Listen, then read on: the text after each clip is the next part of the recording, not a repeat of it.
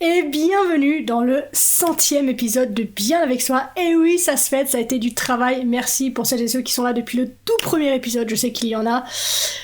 Le podcast donc qui explore les méandres de notre être intérieur à la recherche de vérités profondes et de leçons précieuses. Et aujourd'hui, nous allons plonger dans un sujet que je trouve souvent négligé, voire même tabou dans notre société, axé essentiellement sur la performance et la perfection. La véritable force qui réside dans la vulnérabilité et la faiblesse. Qu'est-ce que la vulnérabilité et pourquoi est-elle souvent perçue comme un signe de fragilité ? Est-ce que reconnaître nos faiblesses et les partager avec les autres peut réellement renforcer nos relations et notre estime de nous-mêmes ?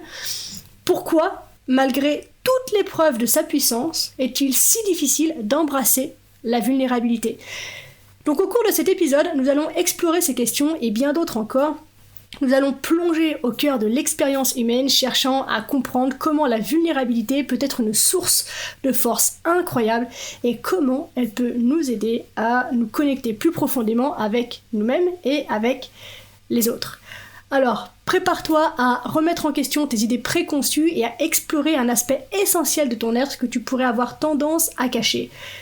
Et rejoins-nous dans cette quête pour découvrir la véritable force qui se trouve dans la vulnérabilité et la faiblesse. Bienvenue dans Bien avec soi, le podcast créé pour te permettre de faire la lumière sur tes zones d'ombre et donc de connaître, accepter et embrasser qui tu es dans ton entièreté. Ce voyage en toi que je te propose est la promesse de vivre une plénitude émotionnelle ineffable et la liberté absolue d'être qui tu es.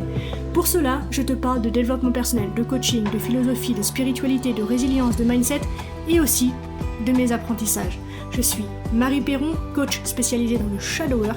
Je suis absolument ravie de partager cette aventure avec toi. Dans les films, et c'est ce qui m'a donné l'idée de faire cet épisode, on entend souvent cette phrase qui sonne du type « il ou elle est forte ». C'est une battante, c'est un battant, il ou elle va s'en sortir. Et c'est une mentalité qui est bien présente chez nous, puisque de toute évidence, elle fait partie de notre culture médiatique, de notre entourage de façon générale. Il faut être fort, il faut être battant, et on a cette culture aussi animale qui dit que la force prend le pas sur la faiblesse, et que ce sont les forts qui s'en sortent, que ce sont les forts qui dominent. Or, d'un point de vue de l'espèce, on sait que c'est faux, puisque ce ne sont pas les forts qui dominent, et qui prennent le pas sur les autres, ce sont ceux qui sont capables de s'adapter. Et dans une configuration d'adaptation, il est aussi important de pouvoir effectivement développer, nourrir, montrer ses forces, que de développer, montrer, nourrir ses faiblesses. Mais moi j'ai envie d'axer aujourd'hui mon propos sur cette injonction que nous avons à être forts sans arrêt, comme si en fait s'en sortir était inhérent au fait d'être fort. Comme si le fait de développer une vie qui nous inspire, qui nous fait du bien, dans laquelle on se sent bien, était inhérent au fait d'être fort. Et selon moi, eh bien c'est complètement faux. Pour moi, la force, aussi grande soit-elle, est la face d'une pièce dont la part cachée est une immense fragilité, immense à la hauteur en fait de la force perçue. Quoi qu'il en soit, les deux pour moi fonctionnent ensemble, main dans la main.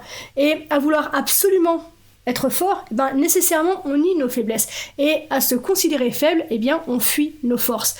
Ce qu'il faut donc comprendre, c'est que c'est ensemble que ces deux pans fonctionnent. C'est ensemble qu'ils créent l'équilibre dont tu as besoin pour marcher droit. C'est ensemble qu'ils te permettent de grandir et de te renforcer en tant qu'être humain complet. Il y a des moments, oui, pour être fort, mais il y a également des moments où il est nécessaire d'être faible. C'est en embrassant les deux aspects que ta vraie force se révèle. Je sais pas toi, mais personnellement je suis très série et j'ai une attache particulière pour toute la culture japonaise. Je suis très manga, je suis très anime, je suis très K-drama aussi. Et ce que j'aime particulièrement chez les héros japonais, c'est qu'on les voit douiller leur race.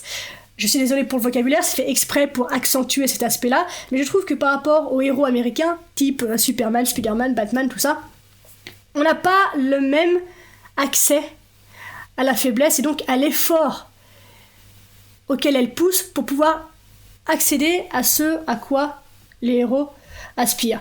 Et personnellement, j'ai toujours eu un petit faible pour les héros qui douillent, pour les héros qui ont du mal à s'en sortir, pour les héros pour qui c'est compliqué. J'ai toujours eu un petit faible pour ces héros qui ont ce courage parfois d'admettre qu'ils ne sont pas à la hauteur, qui ont le courage parfois de poser leur sac à dos, qu'ils sont capables de juger trop lourd pour leurs épaules, qui sont capables de tout remettre en question. J'ai un faible pour ces héros-là. Et dans cette dualité que nous jouons tous et toutes aujourd'hui, justement, de victimes et de héros face aux événements de la vie, on a évoqué ce sujet dans l'épisode de la semaine dernière, donc je t'invite à l'écouter si tu vois pas de quoi je parle, eh bien, on a tendance à vouloir être ce héros américain, ce héros qui est presque parfait. Tellement parfait qu'on est obligé de lui inventer une faiblesse factice pour qu'elle puisse savoir l'air d'être une victime. Voilà. C'est l'histoire de Superman. Si tu sais pas, je t'invite à te renseigner. Superman a failli ne jamais voir le jour puisqu'il était trop parfait et que ça gonflait le lectorat. Et donc il a fallu lui rajouter sa faiblesse à la kryptonite pour le rendre intéressant et donc accessible, pour l'humaniser un petit peu. Et donc, j'aime cet accès, ce regard que la culture chinoise, japonaise peut nous offrir sur justement la faiblesse et la force qu'on peut justement y puiser. Et donc, aujourd'hui, j'ai envie de faire en fait un détour, une parenthèse, pour prendre le temps de regarder, de reconnaître, de m'adresser à tous celles et ceux qui justement n'y arrivent pas. Ceux pour qui mettre des milliers d'euros dans du coaching, dans un accompagnement, dans du mieux-être, c'est compliqué parce qu'il y a effectivement des réalités qui sont présentes et qui nous dépassent. Celles et ceux qui ont envie de tout envoyer balader, celles et ceux qui ne sont pas éveillés, entre guillemets, celles et ceux qui sont capables justement de s'arrêter par faiblesse, par honnêteté, par courage en fait. Celles et ceux qui sont capables de sourire, de jouer, d'aimer, de partager, de chanter, de pleurer, sans que rien ne soit calculé. Bien plus authentiquement qu'on peut le faire parfois quand on est des adeptes du développement personnel. Comme je te l'ai dit depuis toujours, j'ai vraiment une tendresse très particulière pour les héros qui se vautrent.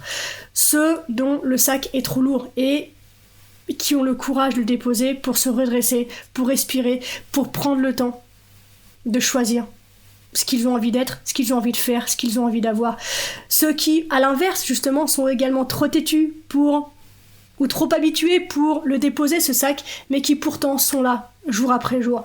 Ceux qui sont découragés, qui baissent les bras, qui luttent pour survivre. Tous ces véritables héros, à mon sens, qui avancent depuis ce qu'ils sont et depuis là où ils en sont. Tous ces héros de l'ombre, grâce à qui la vie continue, chaque seconde, chaque jour. Chacun, d'où il en est, avec qui il est, contribue à nos vies depuis là où il en est. Tous, autant que nous sommes, nous contribuons à la vie des autres. Nous sommes tous et toutes reliés, qu'on le veuille ou non. Donc, leur médiocrité perçue à ces héros de l'ombre est finalement la nôtre. Et notre grandeur perçue est également la leur. Et je pense qu'il est important de pouvoir remettre au centre cet équilibre, parce qu'on a cette facilité à regarder l'autre depuis une hauteur que je trouve dégueu, ou depuis une bassesse que je trouve dégueu aussi. Le mot, encore une fois, est fort, mais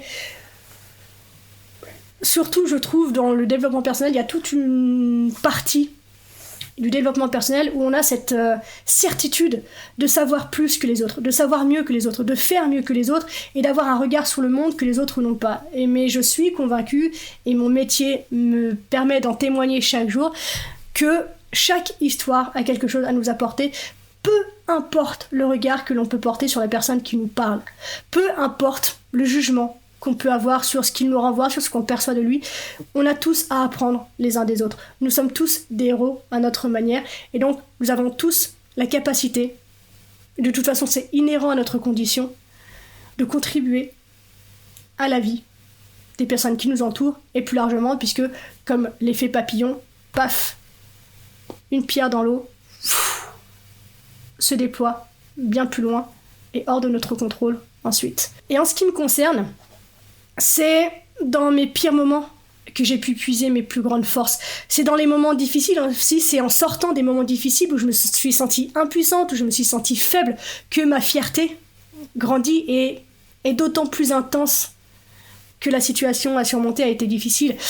C'est dans ces moments où plus rien pour moi n'avait de sens. Ces moments où je pensais avoir touché le fond alors que je creusais encore. Ma force s'est nourrie de cette faiblesse-là. C'est avec les deux à mes côtés que je suis sortie de mon trou et que je peux me présenter tel que je suis aujourd'hui devant toi.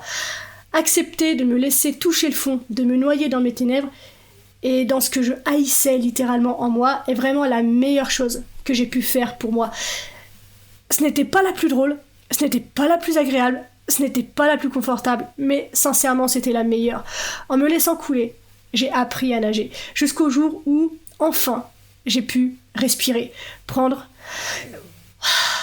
une grande bouffée d'air. Et depuis, je vis comme je n'ai jamais vécu, et chaque jour je me remercie d'être si faible pour être si forte. Donc, pour finir, ce discours du jour, être humain qui m'écoute aujourd'hui en cet instant, tu es digne. J'ai tellement foi en toi que si tu ressens le besoin de t'arrêter, fais-le. N'aie pas peur, tu n'es pas seul et c'est ok. Où que tu puisses en être, quel que soit le regard que tu portes sur toi, sur ce que tu fais, sur là où tu en es justement, sur la qualité de ta vie, sur l'écart que tu as l'impression qu'il y a entre ce que tu voudrais être, faire, avoir et ce qui est véritablement, sache que je t'aime de toute mon âme et sache que, contrairement à ce que tu peux croire justement dans les moments de faiblesse, tu es aimé. De toute l'âme du monde qui t'entoure.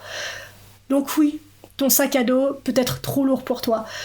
Tu peux être découragé, baisser les bras, tu es quand même un héros. Et je